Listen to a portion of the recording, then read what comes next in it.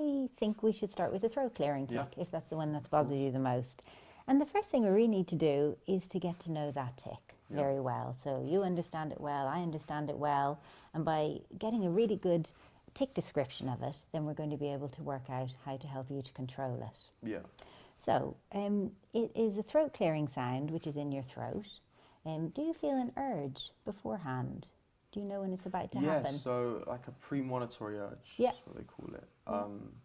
And it usually happens about 1 to 5 seconds before the tick sort of occurs. And you feel it, it's like an itch, but just a lot worse. Yeah. And you have to, you have to do it to release, to get this relief and release all that stress you're building up. Yeah. And so where is the premonitory urge? Where is the tick? So tick I signal feel for it you? just below the Adam's apple. Okay. From with the throat clearing one, I feel it just there. Yeah. And I feel it happening usually about 3 seconds 3 before. seconds, yeah. Before the tick happens. Before the tick happens, yeah. And what happens in the tick? Well, I sort of like, in terms of how I do it, or what does it do? What's the first bit of the tick? Oh, it's like, so you're feeling the premonitory urge, Yep. and then you sort of, so you do the action of the tick. So I'll go, Yeah. and that sort of release of the sound I make Yeah.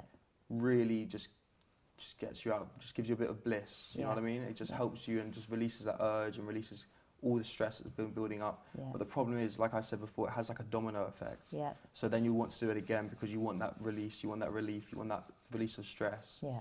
And then it just happens again and again. It turns into a habit and so on and so So forth. it's a little sound that comes through your throat. Yeah. And is the air going up in your throat? How does the sound actually happen? Is it? So it's like, so I'm pushing down. It's like You're pushing down. Okay. You know what I mean? Yeah. And what I notice is these muscles here move for you. Yeah. So is it that the sound comes first and then the muscles move? So What's the happening? muscles just move as like a reflex. It's a reflex. It's just a part okay. of it. Through the sound. Yeah. Yeah. And so the sound is in your throat and you're breathing in and you're kind of pushing the sound down. Yeah. And then at the same time these muscles move Yeah. up because of the pressure that's happening. Exactly. Yeah. Oh, in fact they're happening on both sides, Exactly, aren't they? yeah. Okay.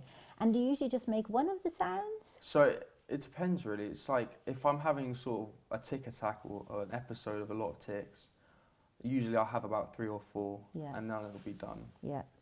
Okay. But on a day-to-day basis, I say 1 or 2 and then it's sorted. Okay, so day to day, Yeah, not so yeah, many of them. Okay, so you feel an urge just below the Adam's apple. The air kind of gets pressed down in your throat. Yeah.